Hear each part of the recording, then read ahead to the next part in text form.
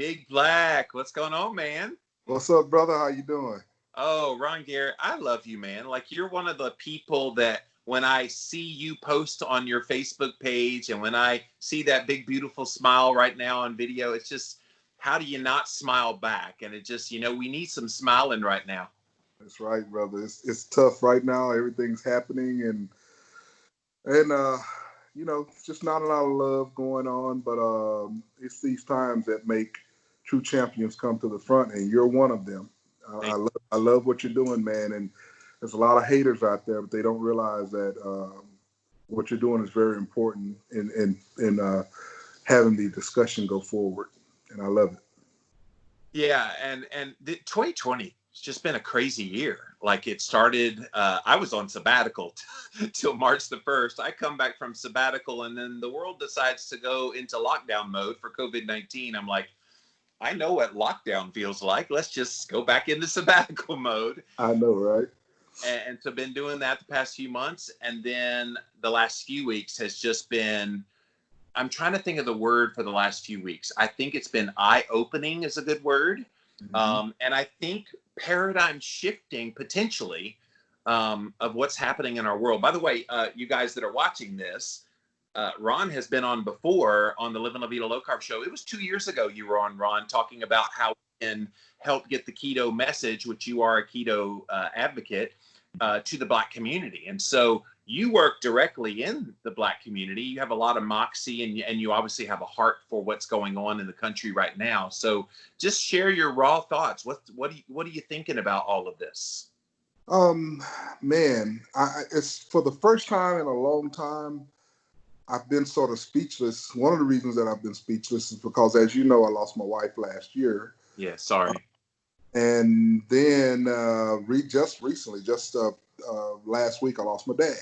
Mm. So I haven't really had time to really absorb a lot of these things. And but on the periphery of everything that's going on, as a Black man, I have really tried to take back. And as you know, I'm a Christian. So everything that I do is filtered through the lens of the Bible and through Jesus Christ. Having said that, I try to also remember that Black part of me who's been targeted, vilified, and all these other things. And I try to use those experiences to try to come out and talk about some of these issues. And we know everything that happened's been horrible. But then there's been things from our community that we could do better. And one of the things that I've really been thinking about lately is how we can come alongside white people and just have them understand us better. And we can't do that when we're telling them to shut up. And that's one of the big things that's been on my heart this past week or two, is that it seems like the Black community want to talk to white people, but then when white people talk, they want them to shut up. Oh. And that's been a thing that's really stuck in my craw, because I'm like, how can we have communication if we're the ones constantly yelling at people, but we won't allow them to talk back to us? Well, and here's the thing, Ron, like, and you watch what I post online. Mm-hmm. And I tried my heart is love for people. It always has been, and it always will be.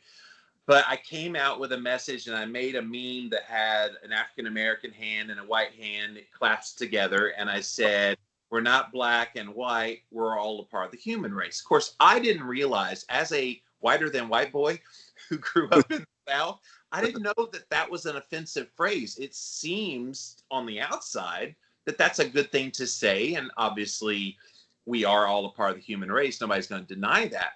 But I was kind of not understanding that was somewhat of an insult. And so I think it's these kinds of little nuances of the language that's making it hard for some white people to circumnavigate what we're supposed to say. So a lot of them are going, well, if I don't know what to say, I don't want to offend further. So they say nothing. So you got that part of the segment. And then the ones who do talk, when I put that out there, nobody was telling me what was wrong with that. They were just saying, oh, you're white privilege, you're a racist, you don't understand, you need to learn. And I'm going, okay, somebody teach me. And it wasn't until a white woman said, okay, come here. here's why this phrase does not work. Instead, say this phrase. And I'm going, oh my God, like the light came on. And you've seen how passionate I've been ever since then, posting things. I think this communication barrier is probably the biggest thing in this conversation that needs to be resolved immediately, and kindness and love and compassion, which should be all common sense. But we are talking about the internet too. It's never really been a great place to kind of have nice discussions, right? Yeah, you man, I'm telling you. You know, it's we had a conference, Zoom conference with a number of our board members who are all Black, by the way, and to get a perspective about things. And we handled it towards a godly um, way of thinking. But a lot of the points that came out are just points that you just made, and it's really communication. Um, I can't understand for the life of me why my community uh, say they want to talk and they want people to understand, but then um, when someone like you is trying to learn, you get vilified and automatically called a racist. Now, I'll tell you why that happens. It's because in our community, um, we are taught from an early age not to trust white people, period. And that has merit because of what happened to us. They brought over here and everything like that. It There's some merit to that, but at the same time, we can't say we want to have our share of society without wanting to sit down and have a conversation. You know, my military career is a great example. Before I joined the military, some of my background, I, Army. I was, yeah, Army. I was basically a junior Black Panther. You know, I didn't like white people at all. I would, if you were white and you said anything out of the way to me, even my drill instructors or whatever, I was just a wild, buck. And most people don't know that about me, especially people that know me today. They Yeah. can't even fathom that I would be that way. But you have to understand that I grew up in that environment. I was taught to hate white people. And the Black community acts as if that is okay. And it's not okay. If we should be the ones out there leading this non-hate even of white people. And but it doesn't happen that way. And that's why we act and behave the way we do when it comes to white people, because we won't give them a chance sometimes, because and then anytime we disagree with what they say, we automatically label them a racist when we don't want that in turn. That's a prejudge. That's prejudice. You're Is it prejudged. for them to do that to white people? No, but a lot of Black people think it's okay. But I'm And saying, you consider that racist towards white people? That yes, oh, I do. I have I'm a youth leader, and I have actually spoken on race way before all this stuff happened. I have a sermon that I call Racism 101. And it basically takes you through the Bible and shows you why racism is wrong within the church, and why racism is a problem. Racism at its very core is just another form of evil in the world. yeah. Uh, it's used to divide us. Whether if you want to get away from Christianity, what does it do? It just divides us. It keeps us divided because it's easier to have a straw man of racism than it is to sit down and have a conversation over a cup of coffee. It's Mm. for someone to walk away from a conversation when you disagree than it is to sit down and try to figure out what we can agree on. And that's sort of what why it's just viewed like that. It's viewed, well, he's white and he don't like what I'm saying, so I'm just gonna say he's a racist. And that's just as wrong as the person that's sitting over there that's white, or whatever color, saying that this guy is Black, so he's of no value. That's just as wrong. Both of those are wrong because the Black community does it too. We don't want to ever talk about that. The conflict we have with Asians, destroying Asian stores and stuff. During this episode, there's been a lot of Asian stores. The conflict with Asians have risen up over COVID-19 and things like Mm. that.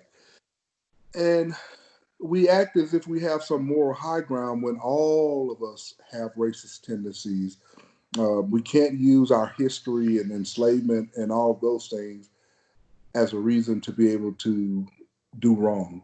And that's sort of what's been going on. And I myself, I try to sit down, and you've seen me on Facebook. You know that I try to be a voice of reason just like you do. You don't speak for the white community. I don't speak for the black community. Right. But I am a black man, and I have had black experiences. I'm 53 years old. And just like you're a white man and you've had your experiences. But we're both trying to learn. And a lot of people out there are trying to learn. And what we need is for people to start listening to each other and stop yelling at each other. And when someone says something maybe you don't agree with, stop and say, hey, what did you mean by that? My wife and I currently, because we're sort of new in this relationship, and we did get married pretty quick and everything.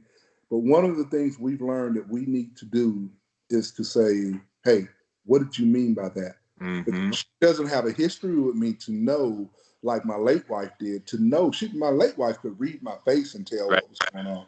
My current one can't. And it's the same way, because when you're black, you grow up a certain way. And when you're white, you grow up a certain way. When you're Hispanic, you grow up a certain way. And like, I can communicate with my sister and other black people just sometimes non-verbally. And but a white person may see that and be like, oh, he's talking about me. They're talking about me. And black people do the same thing. But we automatically say that white person or that white group is racist when it may be just familiarity. So I mean, I know I sort of rambled on.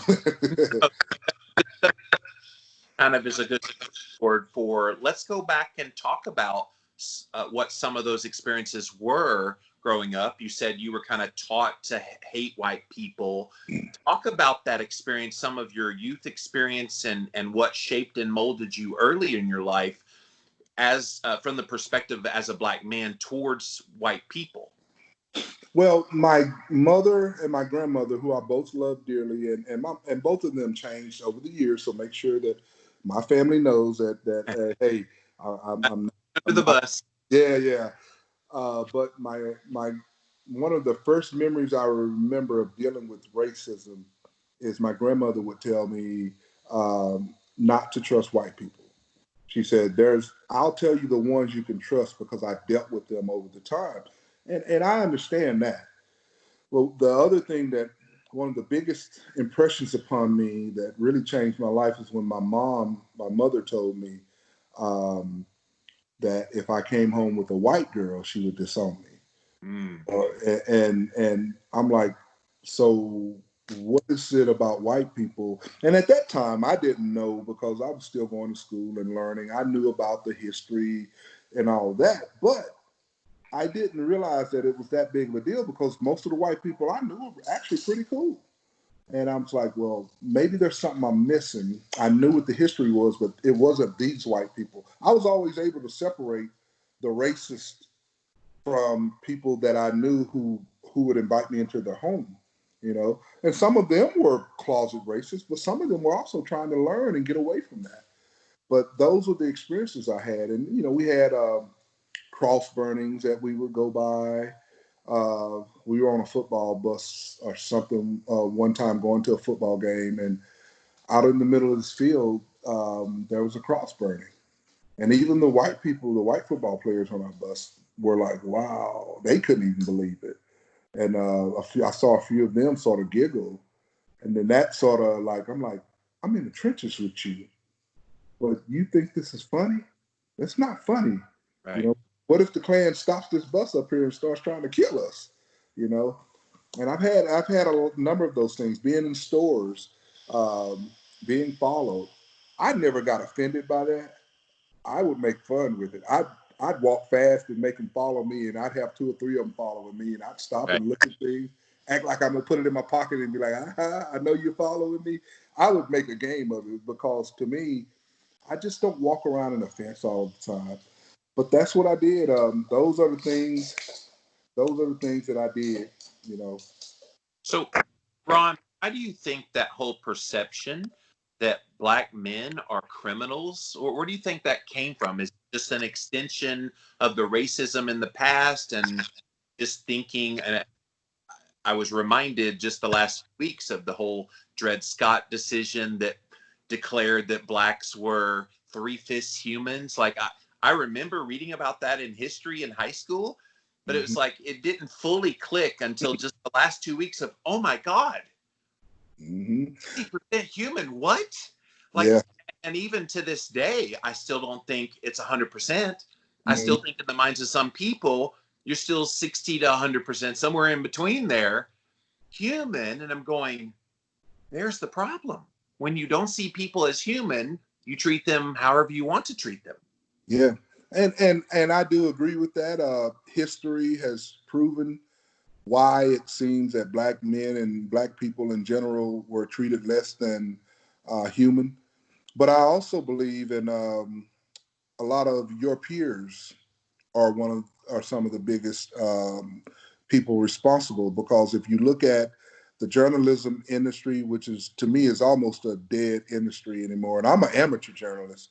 I write my own blog and everything. I'm not that active right now, but the newspaper, the media, everything that they print, almost everything is negative about black people.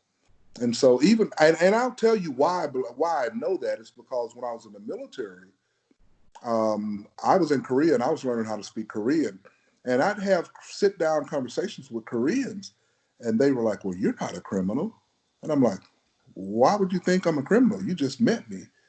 Well, all we see on the news about black people is that they are criminals, and then it was like ding, ding, ding. Then I started watching the news, and I started noticing that almost everything, if it wasn't sensationalized about black people being thugs, criminals, this, that, every time there was a shooting, the majority of the time it was someone black, even though there was white shootings going all around. And I started noticing how biased the media, and now they want to come today and act like they're on our side. And I just laugh at the hypocrisy of them because it's sensational. You get more ads when you can bring something sensational. Having a black person do something good is not an ad buy, and so that's one of the reasons. That's why I think it is the way it is. The media is a big, especially in today's age. The media is a big part of the media, like the movie industry. When you see most of the time, uh, especially when I was growing up, if you were black on there, you was a servant or you were a thug or something like that. And the white hero always came in. It's only been within the last 10 to 15, 20 years that you started seeing a lot of more black lead actors and stuff like that. So the media, the TV industry, the movie industry, um, that has a bunch to do with it. But historically, like you said, we were seen as less than human. I had never really put together kind of the entertainment and media industry. I know the media likes to stoke the fire because like you said, controversy brings eyeballs and eyeballs brings revenue. Kind of even with all the riots that's been going on, they're not showing some of the white people that are burning and all this. It's all just the African American. Oh, look, they're all protesting. And it's like, okay, we're not getting the complete picture. Thank God for cell phone cameras. Yes. And social media, because if you kind of go out there a little bit, go on Twitter. There's all kind of stuff on Twitter if you can wade through the muckety muck. But you see what's actually happening out there. But it does seem like there's a narrative being pushed with all this, that black man bad and white man out to kill black man. And it seems like they want to keep us separated and divided and in strife, rather than being a part of the solution, like what we're doing here today on this podcast, to try to talk things out and be reasonable. Yeah, how many forums have you seen on TV? With all this airtime they have, how many forums have you seen the churches packed with black and white people praying together? Have you seen just in my little town here in Huntsville, Alabama, the protests? If it seems like when the media is scanning the crowd, they show just black people, but about 50% of the people out there were white. Right. And I'm disappointed in my local media here. I'm disappointed because I've supported them. Um, but they're doing the same thing that the national media is doing, and it's ridiculous. They don't show black people and white people working together. What I find very ironic in this whole situation is I'm 53 years old, but for whatever reason, this time when this thing happened with George Floyd, it seemed like it lit something and it made white people unafraid to speak out. I don't know if it's just time. I don't know what it is, It but was visual for 10 minutes watching that. It was yeah, quite visual, unlike anything. I mean, if we want to talk about lynchings that have happened in our history, we witnessed a public lynching. yeah, and I tell you, but I that's why I get discouraged when we act like nothing has changed. Don't get me wrong, we have a lot of ways to go. A lot of things need to be learned. Opening dialogue, things like this are going to help. But I have seen so many, like a lot of my white friends now, there's been things that happened in the past that they are silent on, but they've opened up and they're not, and they're finding people on their pages who they think are racist and they're deleting them. Right. We're not having, I'm not having a racist. And that's what hasn't happened before. And that's what needs to happen in the police forces, you know, black or white or whatever. If you find a person that's going to be treating people wrong, you need to report them. That's And right. and that's sort of what's happening today with on social media. But I am impressed with the number of white people. And the thing about it is, a lot of black people are saying, "Well, you're not black, so you can't say anything." No, that's exactly what the problem is. As long as we keep white people and Asians and Hispanics and other people quiet, we keep telling them to shut up. Then how are we going to ever know who is on our side? And so I get discouraged with that from my community. My community, we need to try to work with people. We need to try to listen also. While we want to be heard, but I can't teach you about me if I'm not willing to learn about you. If I'm not willing to give you a chance. Going back to my military career, I had a guy from Maine who had never been around black people before, and he didn't really want to be around us. And but he just, for whatever reason, he kept talking to me one day. And finally, one night we were sitting out, and this is back when I used to really drink. You know, I was in the military. He said, "Hey man, can I tell you something, man? I've never really known black people. All I know is that what I was taught growing up, that black people were pretty much bad, pretty much what you hear on the media. Same thing that I heard from a Korean friend in Korea. He said, I don't know." I said, "Well, what do you think about me?" He said, "Man, you seem to be cool." He said, "And I'm ashamed that I never have really gotten to know a black person." Now, this guy, you could say he was racist because he was, but why was he racist? He was racist because he was ignorant and had no knowledge and no interactions and no dealings with black people. Not And what a lot of what so-called racism, it's racism, but it's really ignorant racism. It's not pure hatred racism. It's just that they don't know us. I put out a post just the other day about that. They just don't know us. And instead of me being offended all the time, I'll try to go and talk to someone who wants to talk to me to get them to know me, because I know that if you get to know me long enough, you're going to love me. And if everyone would sort of have that attitude and not write someone off because they say something you don't like, then maybe we could change this whole deal. Because I believe that there are more of us who agree than there are that disagree, but the media won't cover that. on both sides, both Yeah, white and black. yeah, I, yeah, I made that contention, Ron, that I most of the white community is more than happy to try to put, the axe into this racism thing. But I think we in the white community, and I can't speak for all of them, but I know enough people have written to me since I started being vocal about this. They're like, better you than me, because I'm afraid. I don't want to even be and I've had arrows for all kinds of reasons over the years. I have Teflon on my skin, so it doesn't bother me to put it out there and just let mm-hmm. the chips fall where they may. I did post like a meme yesterday on my Instagram page where I said, if you hear a racist statement and you don't call them out, you're just as complicit in the racism. Yeah, And one white person wrote me back in the DM and went, no. And I said, yes. because Mm-hmm. if you don't speak up, you're agreeing with it. Yeah. And it's that kind of thing that until those of us that do want to do right, do want to help be a part of the solution and not continuing the problem, nothing's going to ever change. Yeah. Yeah. I agree, man. And let me speak to those white people. This is a brother talking to you, a black man talking to you. You're going to get called a racist anyway. That's just the way it is. Um, I'm hoping and praying that that changes. So why not go ahead and not be afraid to say what you want to say? As long as you know in your heart you're not a racist, go ahead and talk to them. Some of them are going to call you a racist anyway. But the worst thing that you can do as a white person is to sit and live in fear of being called a racist. Yeah. Because that's why I love you, man, because you said things and people have said you were a racist, but you keep talking. And the more you keep talking, the more people like me listen. And I'm like, well, wait a minute, man. They're saying this guy's a racist, but I'm not hearing racism. I'm hearing someone who maybe don't know a few things about us, but I'm not hearing racism. But if you quit talking, how can I ever hear that?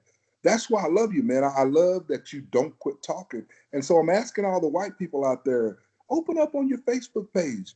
Be willing to take that little criticism. Be willing to take that being called a racist. You may get called a racist, but you tell them, no, I'm not a racist. Here's my history.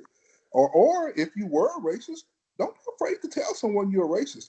I posted a number of times and talked about the history I just laid out before about how I was a super racist person towards white people. Couldn't stand them. Didn't want to have anything to do with them. Would fight. If they looked at me wrong, um, would assault them for no reason back in the day. And I'm ashamed of that now because of my Christianity, my faith. I realized where that was coming from. It was coming from what happened to me, not an excuse, what happened to me growing up, what I was exposed to, what I was taught. And as Black people, we have to realize that that's where that racism is coming from on the other side. The same thing that we're learning in our neighborhoods, they're learning in their hoods. But it's up to us to change that narrative.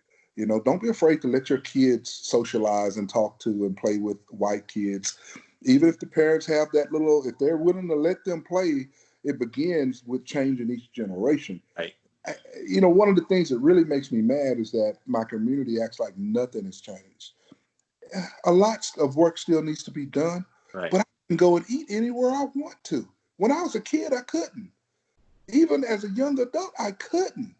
But I can now. And so to act like nothing has changed, I hear so many Black people say, well, ain't nothing changed.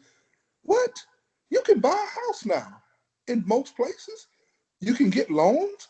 Yes, there's people that's still doing racist things, but a lot of times that's more of an individual. If you report them in an institution, you're going to find that the institution sometimes is going to have your back. Not all the time.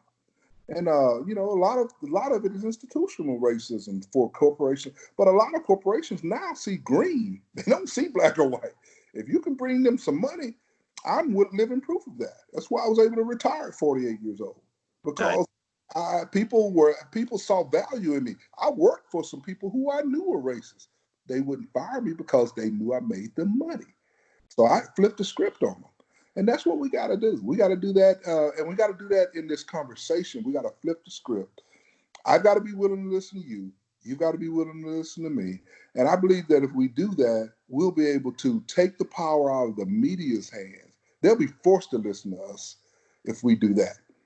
Well, and I'm thinking what's happening right now, Ron, is going to be the catalyst for that happening. That's what I see happening is all these people that are willing to speak up, have the conversations like we're having here today. We're going to overcome that narrative. And it's the narrative that has basically dictated everything since the late 60s. In fact, I just posted something today, the famous image where Mr. Rogers had the officer Clemens come on and they washed feet together. Mm-hmm. And at the time, they weren't letting black people and white people be in the same swimming pool. That was 50 years ago. Like, people want to talk about this was the distant past. Half century ago? Not that long ago in the grand scheme of things.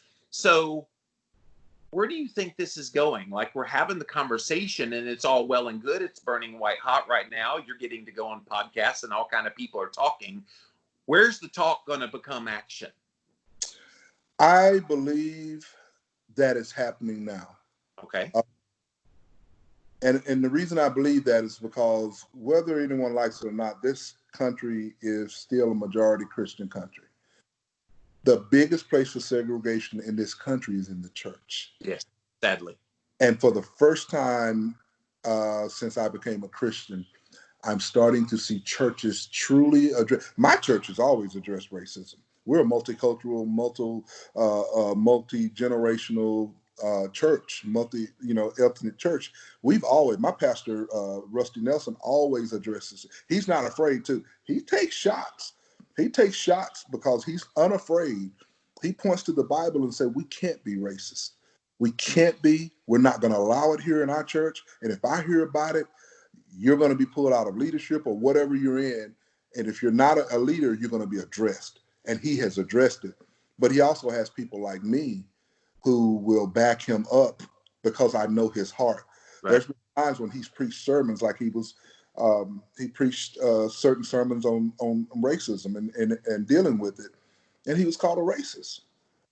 And I'm like, I know him. He's not a racist. And we just got to continue to do that. I see the shift happening. I said, this is totally different than the times in the past I've seen these things happen. And I think it's just because finally, and maybe it's social media, I don't know what it is, but I think finally enough white people have had it. Enough white people are tired of being vilified for something they didn't do. Enough white people are coming out and saying, hey, maybe in the past I was racist, but now I'm not. Isn't that what we want? Just like me, I was racist. My friend, Jeff, he was racist. But isn't that what we want? Don't we want to change the minds? Don't we want to change the attitudes? How can we do that if we don't talk to each other? How can we do that if we keep shutting up conversations? I have friends that I have discussions with on Facebook about these topics, and it's hard. There's some hurt feelings that come out of it sometimes. But in the end, what it normally ends up happening with my conversations, because they know my heart, we're able to say, okay, I agree, or I agree to disagree, and we move on and have a cup of coffee, and we still love each other because they know from the end. I've got to learn to know if you can truly love me or not. And if you can truly love me and truly continue to talk to me, I know that you're not a racist. But it takes time. And that's what it's going to take here. It's going to take time. It's going to take time. It's going to take education.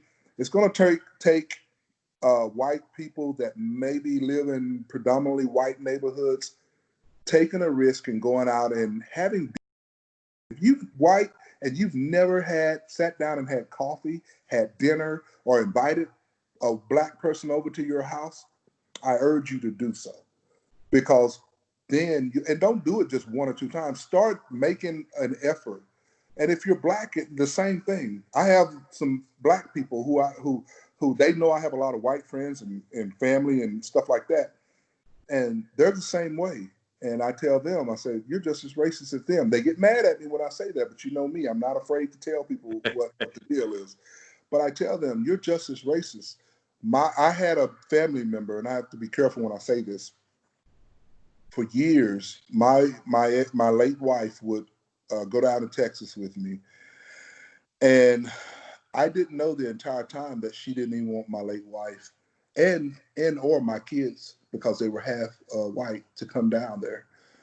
And she finally told me on Facebook, no less, that I moved up to Alabama and I got uppity and that I was trying to be white. I'm like, Tom? Huh? Did she call you an Uncle Tom? No, she didn't call me an Uncle Tom, but she did say I was trying to be white. And I'm like, well, explain to me how I'm trying to be white. See, when people say things like that, it's just one of them things that they say, because there's no way you can try to be white. White people are white, black people are black. And if you never met me, when you meet me, you're gonna be like, well, that's a black dude right there. And for her to say that. But my main point was that, okay, well, why are you're doing the exact same thing you're accusing the white people of doing. Well, I can do that. Well, how can you do that? Why is that right? So if a white person says they can do that, then you say that's wrong. And so I just quit talking to her. It's only been the last year that I actually started to realize that, she's getting older. That was just a product of her environment. The reason it hit me so hard is because this is my family. These are my two girls. Right. And I didn't want them to experience that. Right. But, you know, uh, those are some of the experiences. That's one experience that I left out because it's still a painful one. It's still fairly recent. Well, I can tell you from my background, I grew up as a teenager in rural Tennessee. And I was in a town, a little bitty small town called Bolivar, Tennessee. And population, I think at the time was like 5,000. It's one of those small towns. And I think the makeup of the school was like 70% African American and 30% white. So I was the minority in that school. But I never really looked at the differences between the races until my dad started talking.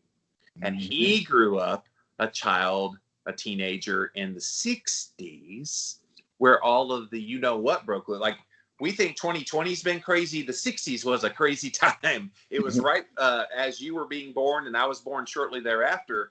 We don't remember the 60s, you and I, but it was crazy time. I did a 60s course in college, so I read all about the cultural history and all the everything that happened.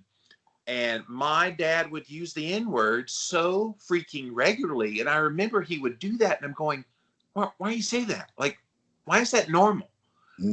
Or an African-American gentleman would come into his restaurant with a white girl. Oh, look at that N-word. Yeah. With that pretty girl, why did they, kind of disparaging all Black people, get all the pretty white girls? And I'm going, like, that bothered me bad, because I was thinking, where did he get that from?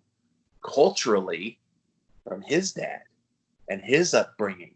Kind of like you were talking about your mom saying all these things just because that's the mentality. So people like you and me, we're breaking that mold. We're not buying into those narratives anymore. How do you break the mold? Obviously, if those of us that have kids, you can teach your kids to be better. And I think this whole situation right now is going to be a teachable moment as well. But how do you get people, say, our age, that are our peers, that didn't get the message and they got racism passed on to them? It's difficult. And I don't pull any punches with that. I know, because when I talk to people my age, there are many like me that have changed. A lot of it through faith. Some of it is just working, being around people, being exposed to different people. But there's a lot of them that they're just not going to change. And we have to realize that it's almost going to be like when God left the Israelites in the desert for 40 years. Some of it's just going to be a generation's just going to have to die out.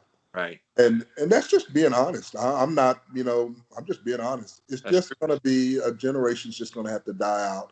And each generation, hopefully it will get better, because I remember growing up, where I grew up at, Black people actually listened to country music. It wasn't until I joined the Army that I realized that a lot of Black people didn't listen to country music, because I listened to country music. So I was vilified as a Black man.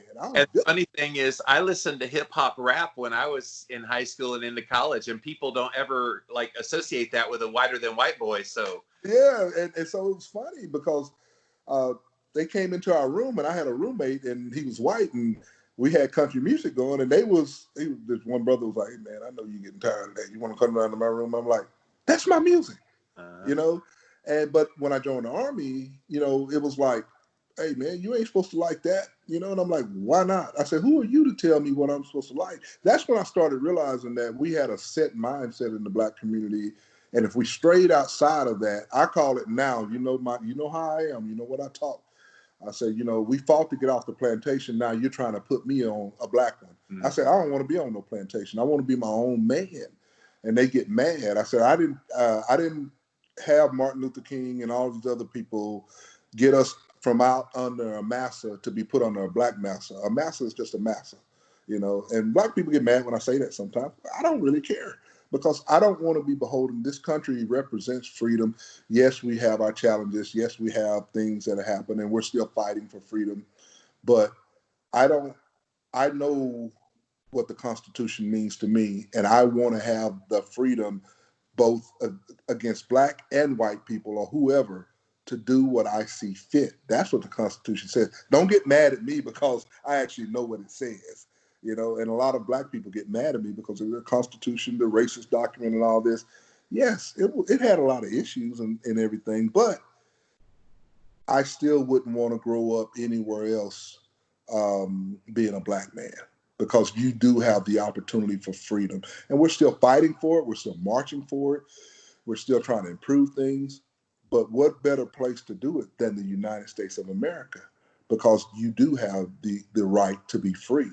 And but freedom isn't free. We pay for it. You know, it's bought and paid for by the blood of the people, you know, and that's black and white. And that's why I am the way I am today, is because when I joined the military, I fully realized that I had something against these white people, but I was like, whenever the bell would go and we would, you know, be under a threat to go to war, brothers, I was like, man, I got to rely on this white dude to save my butt, you know? and vice versa. Yeah, and vice versa. And really that wartime mentality and knowing that you might have to go to battle, that's what changed a lot of us. We learned to rely on each other. It didn't change all of us, but it changed a lot of us. There was people who were racist who became not racist when they thought we were going to war because you realize I have got to depend on this black person. And probably found What? Jesus at the same time. Yes, I didn't find Jesus then. I wish I had, but I found Jesus later on. Hey, so let's talk about this whole notion that there's a certain segment of the white community that is hesitant to be involved and hesitant to speak up because what they see and hear when they see that whole Black Lives Matter is a political kind of agenda that they don't agree with. I'm seeing this a lot all over social media. And so I struggle with this one because I see their point that there's people that say, well, Black Lives Matter as a capital letter organization does seem to be associated with a certain political bent, whereas there are good people who want to be a part of the solution with the race relations, but they don't want to be a part of the politics. So how do you, as a black man, separate those two things? That's another difficult thing. I struggle with that because I have a lot of friends who are white who support Black Lives Matter. And whereas I am leery of any group, black, white, or other, because I understand that the majority of groups are built up with good intentions. But in the end, when politics becomes involved, they're normally going to sway and go the biggest funder. And there's some issues that I have with Black Lives Matter. Now, if we're talking about just the phrase Black Lives Matter, that's different than the group. Because the group I have a lot of issues with because they allow some elements to be violent. And I'm a nonviolent person. I can be a violent man if you make me be a violent man, but I'm striving every day to be nonviolent. And so I'm not going to associate my name with violent causes. It's not the only way. There's a reason that Dr. King and all of these other titans of the civil rights movement are still talked about today. Right. Versus some of the ones that weren't because they were violent. Dr. King, and they got things done. The legislation that we have, the rights that we have, a lot of them come because of the nonviolent movement. And I wasn't a proponent of that when I was younger. But now I see the value of that. I see why that. So that's sort of why I have a problem with that. But I have a lot of white friends who actually will post about Black Lives Matter, and that means about Black Lives Mattering, not the group. So we got to learn to separate the political group Right. Versus Black Lives Matter. And just because you say Black Lives Matter, this is one thing I actually had to check myself on this. Just because someone says Black Lives Matter, it doesn't denigrate white people. No. It's trying to speak out about what's happening today. It doesn't denigrate or make white people's lives or Asian people's lives or Hispanics' lives any less. It doesn't do that. When we're saying Black Lives Matter, it's because this is our group that's being killed.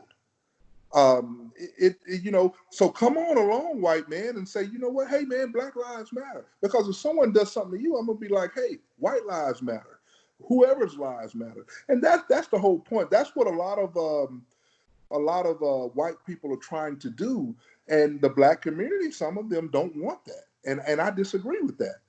You know, a white person, if they believe in their heart and they're not racist and they want to come alongside me saying, hey, this is my brother, his Black life matters, then that's what we should be encouraging. So I speak to the Black community as a Black man and say, hey, we need to tone this down.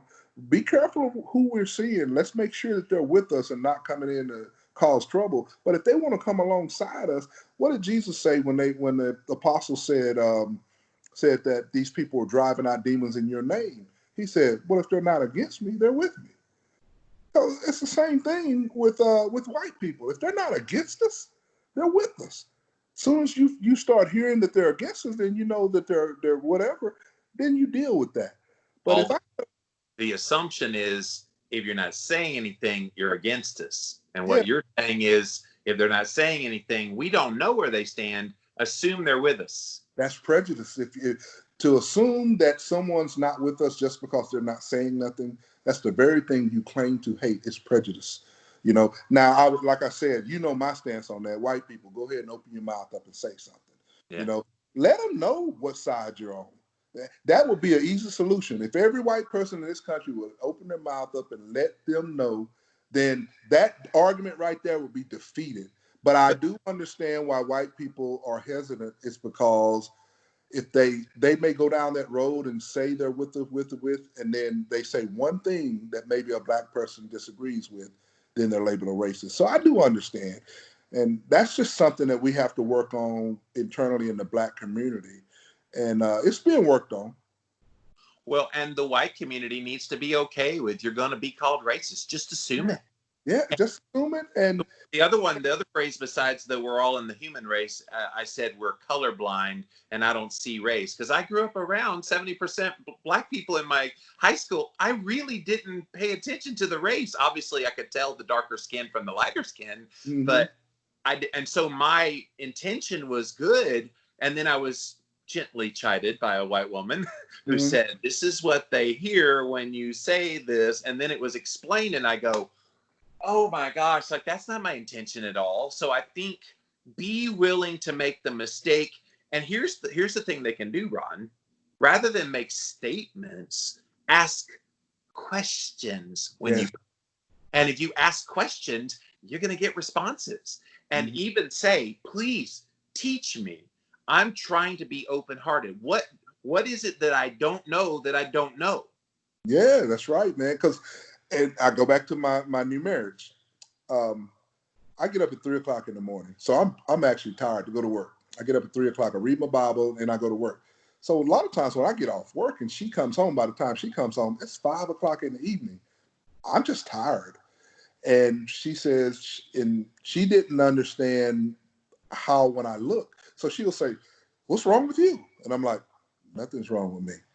And all it was that I was tired, and she didn't know. Right. So what we came up with was after a lot of debate, we came up with, hey, don't assume that I'm mad. Right. And then trust me when I say I've developed a track record of being honest. So if I say nothing's wrong, even if I have a sour look on my face, it's probably just because I'm tired. And there's been one or two times when I told her, I said, a lot of times I'll have a real serious look, like I'm looking like this since we're on camera. It looks like I'm thinking deep thought. And I'm thinking about, do I want to have chicken tonight? Cheeseburger. Or burgers, you know? And then I'm thinking about solving the world's problems. And I'm like, no, I was thinking about chicken and whatever. And then if I could chase you around the house the rest of the night. She's like, wow, I thought you were thinking about something else. I'm like, well, quit thinking, ask me. And I said all that to say to white people, ask the question. And when Black people say, well, why are you asking that? Or you must be a racist. Say, no. I'm trying to learn. And you keep doing it. And you keep doing it. And you never give up and never quit, and never stop talking, never stop asking the questions. And like I said, get to know some. And if they say, well, you're just trying to get to know me because of what's happened. Yes, I am trying to get to know you because of what happened. I want to know. Well, and I've heard that too lately. A lot of the African Americans, and I listen to sports talk radio, they pretty much just dominated talking about this issue because there's so many African Americans in the various leagues. But I've heard them say, well, we've been trying to tell them for years and they're kind of late to the party. And I'm going, hey, we're at the party now. Let's have the conversation. Yes, we lament that we weren't here before, but we're here now. So since we're here, how do we move forward in the dialogue? So I get the frustration because I'm sure like after years, decades, some people, I saw Kareem Abdul-Jabbar the other day on an interview. And of course, he was involved in the civil rights movement in the 60s, heavily so. And so they were like asking him, and you could just see it was just like this, you know, it's just like for years, he's been trying to get people to listen. Yeah, and I love that, man. And that's the awesome thing about people my age. It's like, man, this is what I dreamed about when I was a kid. White people and black people fight. Because, you know, for a long time, the reason it's still the way it is because we didn't talk. We didn't talk about things. I don't know why I'm tripping today, Jimmy, because I'm like, man, we're actually talking about this. And I'm looking around like, out in public, we're talking about this. Can I tell you a story? In my white circles, whenever you talked about a black man, you all had to whisper. Did you guys do that in the black community? Oh yeah, oh yeah, oh yeah. You know, and I mean, and we did that because we would do inner city ministry, and I would have these black. We would go into, especially where I worked at, mostly in the projects. We would go into a house, and I'd go around the corner to talk about something with the mom or whatever, while maybe the other guy who was white would be doing, and they'd be like, "Hey, you trust that white dude?" You know, and whisper, you know, or hey, y'all got them white people doing this. And I actually had like a couple of guys, this one or two drug dealers that I had to threaten because I told them, I said, you know, hey, these kids are mine. I don't want you trying to get them to sell drugs for you. And they knew me because I used to actually buy weed from them. Right. So they knew I packed, and they knew that they couldn't intimidate me. But I told them, they said, man, why y'all always got all these white dudes coming around here? And I'm like, you know why we got these white dudes? Because a lot of brothers are not stepping up. I said, so why don't you join the church and step up? And so that's the way I speak to my community. If you have a problem with what's going on, you step up. Don't get mad if white people step in and fill your shoes when you're able, as a black man, to get up there. Now, there's a lot of black people that are willing to get up here and do this and do that, but we need more, just as it is in any predominantly white church. I mean, I have friends who are in the predominantly white churches. They got people that won't step up, you know? So we don't need to be afraid to call out people. That's, you know me. You know I'm not afraid to call out people. I don't care what people say about me. I really don't give a rip. I don't care. My wife and my family loves me. You know, people like you I can talk to, trust me. So I don't really worry about it. And really, in the end, as long as Jesus loves me, I really don't care what people think. And that makes me dangerous out here. And I'm going to continue to be dangerous. I'm going to continue to talk to people like you. I'm sure there's going to be some black people that's going to say, yeah, they're talking to that white dude. I don't care. What am I supposed to do? I need to hear what he has to say. I need to hear I can't read your mind. I need to know what you're thinking about. You know, I need to know the questions that you're going to ask me. If I don't talk to you, I can't do that. And that's been the whole crux of this conversation. We're learning now. There's people out there that's listening to this conversation who are used to you doing the keto and the low carb stuff and talking about these issues that didn't even know they were going to maybe hear this type of conversation today. And they're like, wow, maybe I didn't think about it. I haven't had a black person over to my house, or even Hispanic. We'll get away from the whole black-white thing. Are you, as a black person, willing to go and learn from a Hispanic? Are you willing to go and learn from an Asian? You know, we make it about black and white as if there's no other dadgum cultures in this country. So that's racist in itself. Right. Black and white people are hypocrites when it comes to that, because we dominate the conversation when in this country has so many other ethnicities in it. So we need to, if it's not black and white, it's going to be black and Hispanic, Asian Hispanic. It's going to be something, So we need to try to beat it from all angles. I was watching a viral video on Twitter this morning of this lady. Of course, everybody calls them Karens these days. When Yeah.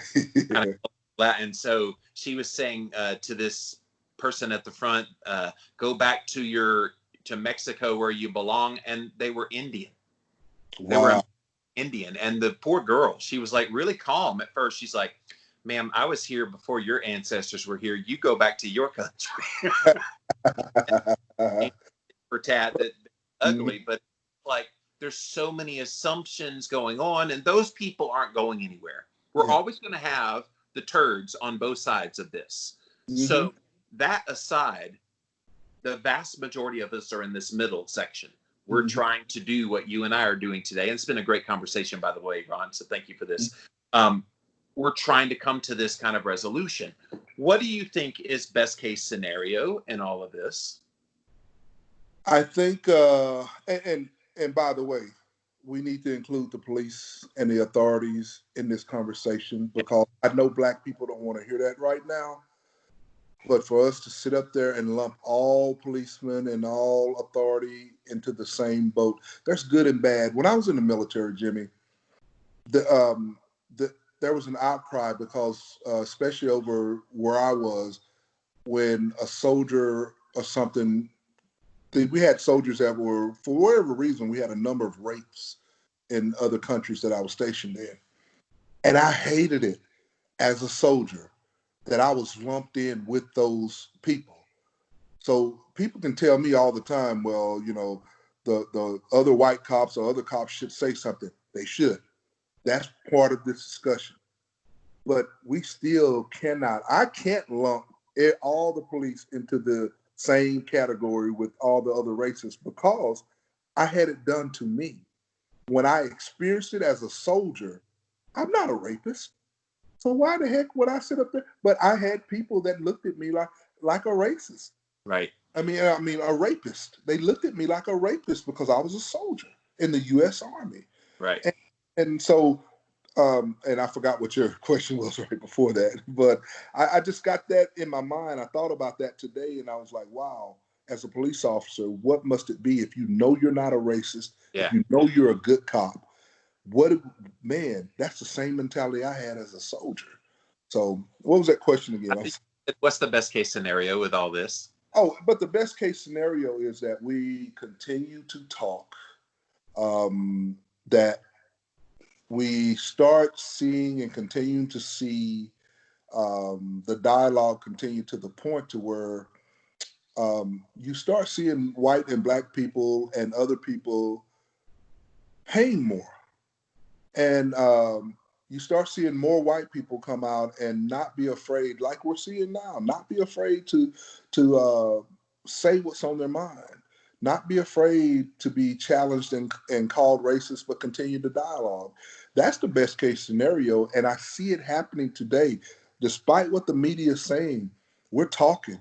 You see images of black people who are out there protesting, surrounding a white cop who's been separated. I saw that. I posted that one. Yeah. And the media won't cover stuff like that, because they want. It's almost like they want the violence and everything to be the forefront, instead of saying, hey, within all of these things, there's human things happening, and the protesters are there protesting for a reason, but we're only going to show the violence and all this because it sells ads. And I believe that the whole outcome of this thing, if we manage it correctly and we continue to, in my opinion, bring God, if you're a Christian, bring God into it, Jesus at the center of it all, according to my faith. If you're Buddhist or Muslim or whatever it is, you do your thing. But for me, I believe that if you are Christian and you have any angst against white people, if you're black, If you're white and the other way, then you're wrong anyway. And that's just me as a Christian. And I'd be remiss if I got off the air and I didn't say anything about that, because I get more frustrated with Christians who, I mean, I have black Christians that'll pull me to the side and be like, you know how the white people are. I'm like, no, I don't know how they are. You mean your brother over there? That's your brother. You know, you need to cut that mess out. And like I said, this country is a majority Christian country, and it's only when we stop racism in the church, we will see it be really snuffed out in this country, because the church, as I said, is some of the most racist and segregated places, both black and white. Yeah. I hate the term a black church or a white church. I won't say it. I won't say it unless I'm making a statement about something, because there's no such thing as a black church. There's no such thing as a white church. And I'm hoping that one day we'll be able to, like Dr. King says, judge every man or woman by the content of their character and not the color of their skin. And that means there's not going to be a black America or white America. It's going to be America. That's what I'm hoping for. And we're seeing a lot of those multi-ethnic churches popping up, like the one you're a part of. I got to come down to Huntsville, man. I got to come to your church and hang out and sing praises to Jesus with you. Yeah. We got to happen, man. Yes, sir. I would love that, man. I love that, because my pastor, man, he, like I said, he's awesome. And he's not afraid to take the shots. And he has people like me that's going to always have his back, because I know what God has used him to do in my life. And I didn't, be honest with you, I didn't really, when I heard him talk for the first time, because he has that Southern drawl, I was like, oh, here we go, redneck, And but when I found out how much he loved everyone, then I started changing. And it helped change a lot of my opinion about white people, because I still was struggling with white people at that time, And one of the first things and this is faith related, so those that are not faith related, just bear with me for a second. One of the first things that I felt in my heart when I gave my life to God was, God said, you've got to because a lot of black people really put their blackness on display as almost a god. I'm black and I'm proud. And yes, you should be proud of your culture and your heritage and all that. But to put it above everything else, that's almost an idol. And God said, I can't use you effectively in the way I want to use you if you continue to put your blackness before me. Mm-hmm. That's when I stepped back. And I lost a lot of friends and got my race card pulled, my black card pulled. And I told him, I said, well, I don't give a rip about that black card as much anymore, because I have that Jesus card. It's eternal. It has a lot less strings. So that's what I try to do now. So, so anyway, that's it. That's what I got to say. And we have white, black, red, green, all colors in the Jesus cards. That's it. I love it, man. I love it. And but it's just an awesome thing. It's awesome what you're doing, man. I'm so proud of you. I'm so proud, because I know, man, you're pulling arrows out of your back every day. You don't get enough credit. I know you don't want the credit. I told you that when we were talking about low carb and keto, man, because of how you're attacked, because you're still a big guy. I'm still a big guy. That doesn't mean that you're not doing keto, right? It's just that your body has said, okay, this is where we're at right now. And it's a lifelong thing. But the same thing with this thing, man. I'm so glad that people like you have a platform and you're willing, because there's a lot of, this is the thing that's sad to me. There are a lot of white people, like I said, that are afraid to use their platform for that. My good friends here in Birmingham, Alabama, Rick and Bubba. Rick and Bubba, those are two white names. Yeah, they're two white guys, but I got to know them because I listened to the show, but I got to know them sort of because they had a son, they had kids that played in a school that we competed against from Huntsville. And I sort of just got to know them, and I would call into the show whenever things would pop off about black and white. I would call in the show and give them a black perspective. So I got to know them a little bit. So every time I'm down in Birmingham visiting the VA, Bubba gets mad if I don't come by the studio. And so I got to know them a little bit, but to their credit, they are not afraid. And I know why. It's because of their faith. They're a faith guy like me. they're not afraid to talk about these issues on their show. And you get black people that will call in there and be like, I'm real disappointed in y'all because y'all up here white and y'all don't know what y'all talking about. But I love Rick and Bubba because what they'll do, they'll say, well, you're being just as racist as I am. And then you got people like me that will call in and defend them because I know I've met these guys. They're not racist. You can call some other people racist. And that's like, I know you. I haven't met you personally, but I've listened to you long enough and heard your heart to know a true racist is not going to sit up there and do a dialogue like this because a true racist is not going to want us to talk. True racists is not going to want us to dialogue. They're going to want everything to keep stirred up, you know? So that's my take on it, brother. Well, man, I appreciate you so much. And yeah, we gotta meet in person. We're gonna make that happen. We'll make that happen. Stuff is passed. We'll definitely not socially distance. You're gonna get a big old hug from Jimmy Moore one of these days. Sir, yes, sir. Yes, sir. You're gonna get one from me too, man. Well, man, thanks so much for being here today on the Living La Vida Low Carb Show. Thank you, brother. God bless. God bless you.